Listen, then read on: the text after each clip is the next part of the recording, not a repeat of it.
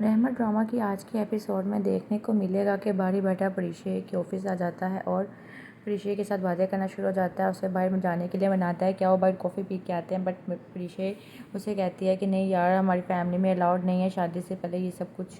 तो कहेगा यार हम किसी को नहीं बताते, सिर्फ चाय कॉफ़ी पीने तो जा रहे हैं। लेकिन परिशे कहेगी नहीं ना, प्लीज़ समझा करो। और कहेगा चलो हम दादों से पूछ लेते हैं। कहेगी नहीं नहीं प्लीज़ बारी ऐसा मत करना, वो अलाउ नहीं करेंगे और हमारी फैमिली में छोटी सी बात का बड़ा मसला बन जाता है। मैं नहीं चाहती कि कोई भी मसला बने। कन्फर्म शादी के बाद हम जहाँ जाएंगे इकट्ठे जाएंगे। इस बात पे बारी कहता है ओह ये तो मुझे पता ही नहीं था, शुक्र है तुमने मुझे बता दिया। वैसे भी शादी के बाद तो वही होना है जो मैंने कहना है ना। ऋषि ये सुनकर खामोश हो जाती, कहती बट मैंने तो सोचा था कि आज के बाद मेरी चलना शुरू हो जाएगी। बारी कहेगा ओ मैडम मजाक कर रहा हूँ, आपकी चलेगी, जैसा आप चाहेंगी वैसा ही होगा।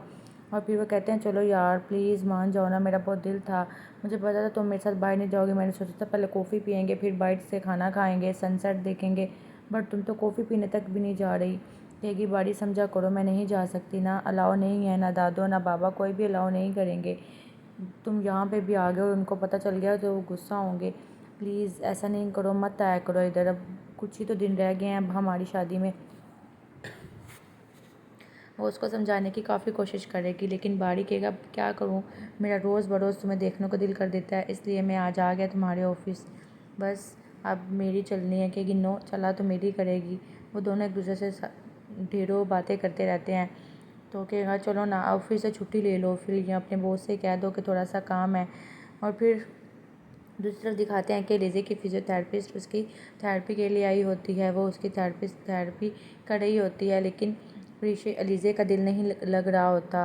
वो चाहती है कि आज ये थेरेपी ना आई हो तो बेहतर है। ज़हेब भी वहीं पर बैठा होता है और सब कुछ देख रहा होता है कि कैसे फिजियोथेरेपिस्ट उसकी थेरेपी कर रही है। कुछ देर तो वो करवाती रहती है, लेकिन थोड़ी देर बाद वो ज़हेब को अपने पास बुलाती है। ज़हेब कहेगा जी, कहेगी ज़हेब मेरी बात सुनो, मेरा आज मूड नहीं है, प्लीज़ कल कर लेंगे ना, तुम इनसे रिक्वेस्ट कर लो कि आज चली जाएं, आज मेरा दिल नहीं कर रहा। ज़ेब कहेगा नहीं यार करवा लो। कहेगी प्लीज़ समझा करो ना, मेरा मूड नहीं है इसलिए कह रही हूँ। कहेगा चलो मैं कहता हूँ इनसे। तो वो ये कहकर चुप हो जाता है और फिर फिजियोथेरेपी से रिक्वेस्ट करता है कि प्लीज़ आज आप रहने दें। वो कह रही हैं कि मेरा मूड नहीं है, मुझे ऑकवर्ड सा लग रहा है, आप सुबह से इंशाल्लाह आकर उसकी थेरेपी कर दीजिएगा। वो कहते हैं चलो ठीक है। वो ये कहकर अपने ग्लव्स रिमूव कर देती है और चली जाती है। और फिर दूसरी तरफ दिखाते हैं कि सुफियान शियान का भाई ने उसके घर आए हुए होते हैं। शियान उसको बना रहा होता है अपने भाई को, देखे भाई जो हो गया, लेकिन प्लीज़ अब बाड़ी की शादी में आइएगा ज़रूर, सिर्फ आप ही तो हैं मेरे और कौन है मेरा। कहेगा बस कर दो, तुमने और तुम्हारे बच्चों ने अच्छा नहीं किया, सब कुछ करके अब तुम मेरे पास आ गए, मुझसे किस चीज़ की इजाज़त ले रहे हो। सब वहाँ बैठे सुन रहे होंगे, कोई और नहीं बोलेगा, सब खामोश रहेंगे। बाड़ी भी वहीं पर होगा और उसका बहन और रुहेल भी वहीं पे होगा। शियान काफ़ी समझाने की कोशिश करेगा, भाई आज तक मैंने कुछ भी नहीं खुद से किया, जो भी किया आपसे पूछ के किया, ये करना मेरी मजबूरी थी, आपको सारी सिचुएशन का पता है, अगर मैं ऐसा ना करता तो बाड़ी की सिचुएशन और ख़राब हो जाती, मैं अपने बेटे के लिए पीछे नहीं हट सकता था। कहेगा तुमने और तुम्हारे बच्चों ने मुझे पीछे छोड़ दिया है, मेरी नाया का एक पल के लिए सोचा है तुमने। उसका भाई भी खामोश हो जाएगा और कुछ नहीं बोलेगा और अपनी बहन के बारे में सोचने लग जाएगा। शियान कहेगा यार ऐसी बात नहीं है, तुम मेरे भाई हो, मनाल की तरह नाया भी मेरी बेटी है, मैं तो चाहता था उसको अपनी बहू बनाऊँ और मेरी ख्वाहिश थी, बट मेरी ख्वाहिश नहीं पूरी हुई, मैं इसमें क्या कर सकता हूँ। बाड़ी किसी और से प्यार करता था, वो नहीं शादी कर सकता था। मनाल भी ये सारी बातें सुन रही होती है और बहुत ज़्यादा परेशान होती है कि पता नहीं अब क्या फ़ैसला होगा। उसका भाई कहेगा नहीं अब नहीं आऊँगा। उसकी बीवी कहती है कि अब भाई आपने सुफियान को तो सब कुछ बताने से मना कर दिया था, जो क्या तुम दोनों भाइयों ने किया, तुम दोनों भाइयों के दरमियान मेरी बेटी पिसती रही, अगर एक दफ़ा भी मुझे भनक लग जाती आप दोनों भाइयों के इस प्लान की तो मैं अपनी बेटी को कभी भी बाड़ी के सामने रिजेक्ट होने ना देती। बहुत दफ़ा ये रिजेक्ट कर चुका है मेरी बेटी को, मेरी बेटी के बारे में कोई ज़रा भी नहीं सोच रहा, उसके दिल पर क्या गुजर रही होगी। रुहेल भी यही कहता है हाँ सबको अपनी पड़ी है चाचू, आपको तो बस अपनी बाड़ी बेटे की ही फिक्र है, आपने कभी नाया का सोचा है कि उसके दिल पे क्या गुजर रही होगी। मेरी बहन जो अभी तक खामोश है, किसी से कुछ नहीं कह पाई, उसने अपने आप को रूम में बंद किया हुआ है, किसी से वो बात तक नहीं करती। ये कहकर खामोश हो जाएगा और फिर दिखाएंगे कि अनाया के माँ बाप भी खामोशी से बैठे रहेंगे। रुहेल फिर कुछ नहीं बोलेगा, लेकिन बाड़ी से कहेगा यार ऐसी बात नहीं है, तुम तो समझो। मनाल भी अपनी शोहर रुहेल की तरफ देखती रहेगी। तो फिर इतने में उसका चाचू शान कहेगा तुम जाओ मनाल नाया को बुला कर लाओ, मैं बात करती हूँ। नाया रूम में बैठी हुई होती है और सोच रही होती है कि किस तरह चाचू ने मेरे से रिश्ता रिजेक्ट करके अपने बेटे का रिश्ता उस परिश्य से कर दिया। तो वो फिर कमरे से बाहर आती है अपने चाचू से मिलने के लिए। जैसे उसका चाचू कहता है मनाल को जाओ नाया को बुला कर लाओ, कहेगी चाचू मैं आ गई हूँ, जी बताएं। तो कहेगी चाचू, लेकिन मनाल कहेगी बाबा वो नहीं आएगी, रहने दे। इतने में वो कहेगी जी जी बोलें आप। कहेगी चाचू आप परेशान नहीं हो, हम सब आएंगे भाड़ी की शादी पे, मैं भी और मेरी फैमिली भी। ये सुनकर पहले सब शौक होते हैं, लेकिन उसका चाचू फिर खुश हो जाता है। थैंक यू बेटा, तुमने मुझे समझने की कोशिश की। मैं चाहता था कि तुम मेरी बहू बनो, लेकिन ऐसा नहीं हुआ। क्योंकि चाचू मेरे साथ जो हुआ सो हुआ, लेकिन इंशाल्लाह आप परेशान नहीं हो। उसका ये फ़ैसला सुनकर उसके माँ बाप बहुत शौक में आ जाते हैं कि ये क्यों ऐसे कह रही है, जब हम ना कर चुके हैं ये क्यों हाँ कर रही है। और फिर दूसरी तरफ दिखाते हैं कि आलम के घर और उसकी पहली बीवी उसको दूसरी बीवी को कार्ड देने आती है और कहती है रुमैसा ये लो, शादी पे लाजमी आना। लेकिन रुमैसा सीधे मुँह बात नहीं करती। वो कहती है कि लो तो आ गई तुम्हें मेरी याद, छुप छुप आ के जब सब कुछ कर लिया तो अब मुझे बताने आ गई। तो आलम कहेगा ऐसी बात नहीं है, बस ज़रा जल्दी में सब कुछ हो गया। कहेगी आप तो चुप ही रहे ना। रुमैसा खामोश रहेगी, कहती माना कि तुम्हें मेरी फ़िक्र नहीं है, लेकिन कम से कम मुझे बताना तो चाहिए। ज़ुबैदा कहेगी इसमें चुप चुप आने की क्या बात है, बस उन्होंने इतनी जल्दियों में रिश्ता तय कर दिया और शादी की तैयारियां शुरू कर ली, पता ही नहीं चला। तो कहेगी जी जी पता है मुझे सब, तुम्हारे दिल में मेरे लिए ज़रा भी प्यार हो तो फिर तुम मुझे बताओ ना, मुझे भी साथ ले जाती, तुम्हारा इसमें क्या जाना था। ज़ुबैदा कुछ नहीं बोलेगी। आराम कहेगा मैंने कहा ना, कम से कम मेरी बात पे ही तुम गौर कर लो, मेरी बात ही मान लो, मुझ पर इतबार कर लो। अगर तुम ज़ुबैदा पे इतबार नहीं करती तो। ये सुनकर ज़ुबैदा खामोश हो जाएगी और मैसा भी खामोश हो जाएगी और नज़रें नीचे झुका लेगी और अपने गुस्से से अपने शौहर को देखने लग जाएगी। तो वो फिर कहेगा चलो चाय पियो, चाय ठंडी हो रही है। ज़ुबैदा कहेगी मैं बस यहाँ पर अपनी बेटी की शादी का कार्ड देने आई थी और मेरा फ़र्ज़ भी बनता था कि मैं तुम्हें भी यहाँ पर कार्ड देने आऊँ ताकि तुम भी मेरी बेटी की शादी पर आओ। आलम कहेगा ठीक है चलो चाय पियो। तो वो चाय पीने लग जाएंगे और आपस में बातें करने लग जाएंगे। फिर दूसरी तरफ दिखाएंगे कि नाया कुछ बड़ा सोच रही होती है कि उसकी शादी पर जाकर किस तरह शादी को ख़त्म किया जाए। और फिर दिखाएंगे कि रुमैसा फिर बहस छेड़ कर बैठ जाएगी और बहुत ज़्यादा गुस्से में होगी कि इन्होंने बड़ा लंबा हाथ मारा है। और फिर उसकी नाया की माँ नाया से पूछेगी नाया अब तुम क्या सोच रही हो, तुम्हारे दिमाग में कुछ ना कुछ चल रहा है, मुझे पता है। जब तुम्हारे बाबा ने कह दिया था कि हम शादी पे नहीं आएंगे तो तुमने सबके सामने हाँ क्यों की, तुमने एक पल के लिए भी नहीं सोचा। तो वो कहेगी मॉम प्लीज़, इस टाइम ऑलरेडी मेरा मूड ख़राब है, मैं कोई बहस नहीं चाहती। उसकी ये बात सुनकर उसका बाप सुफियान कहेगा तुम्हारी माँ ठीक कह रही है, तुम जब मैं ना कर चुका था तो तुमने मेरी बात ही रख लेती। कहेगी डैड प्लीज़, आप लोगों में से कोई जाए ना जाए लेकिन मैं लाजमी जाऊँगी, क्या बात हुई अगर मेरा नहीं हुआ तो, किसी और की तो हो रही है ना।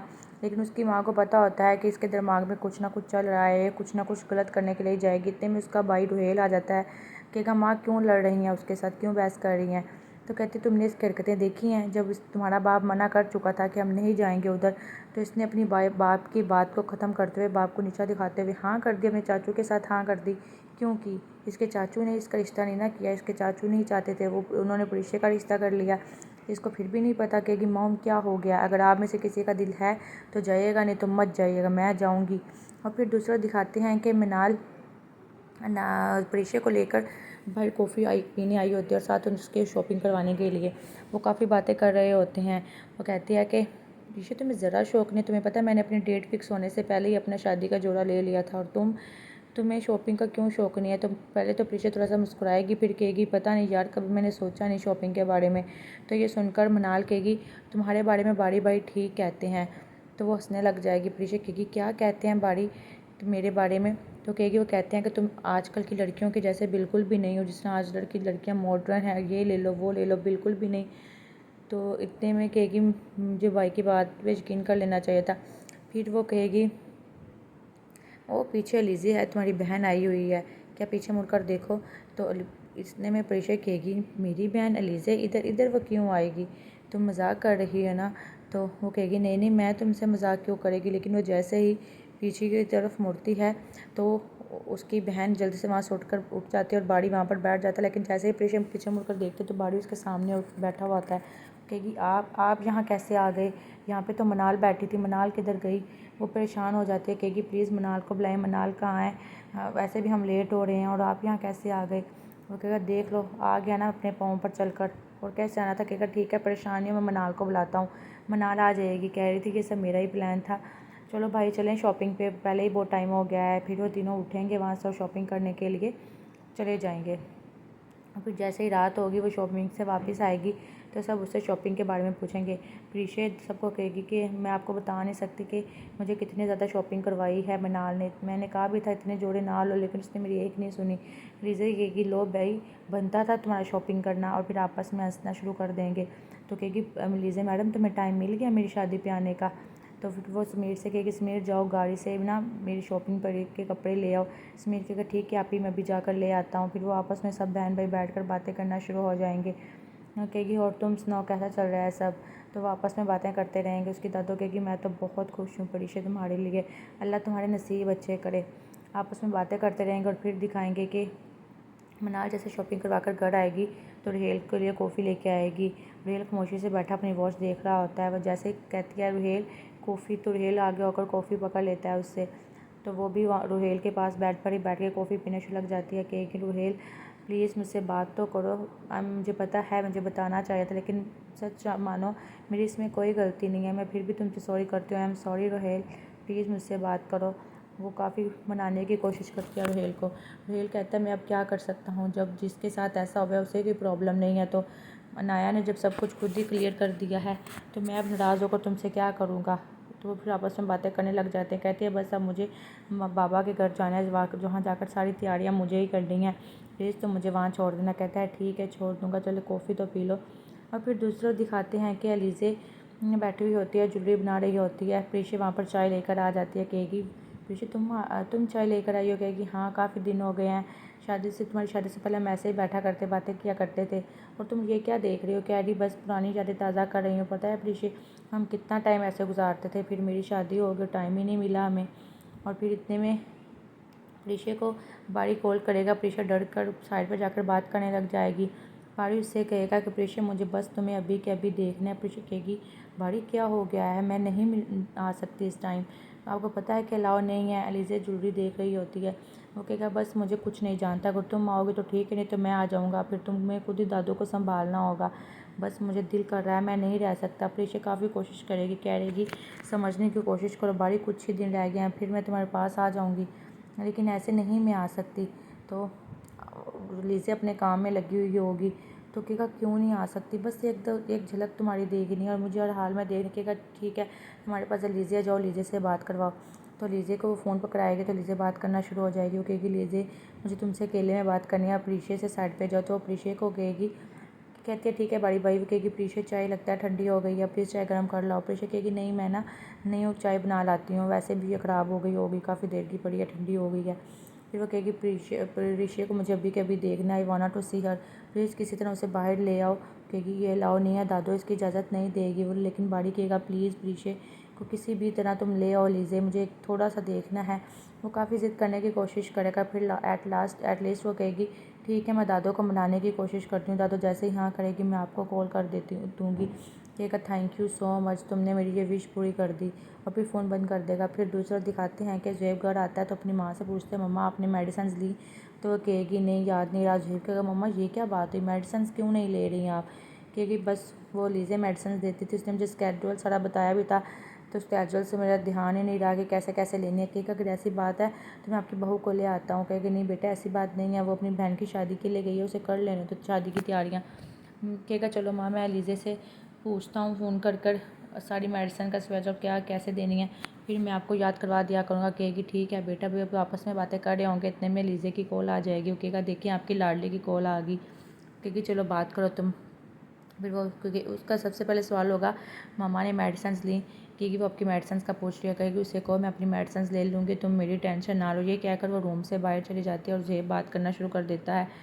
और फिर प्रीशे बाड़ी का इंतज़ार कर रहा होता है। इतने में लीज़े की कॉल आ जाती है। वो कहती है कि मैं और ज़ुहैब उसको लेकर निकल गए हैं, बस आप जल्दी से आ जाएं, दादू ने थोड़ी देर की इजाज़त दी है, अगर आपने प्रीशे को देखना है। तो फिर फ़ोन बंद कर देती है।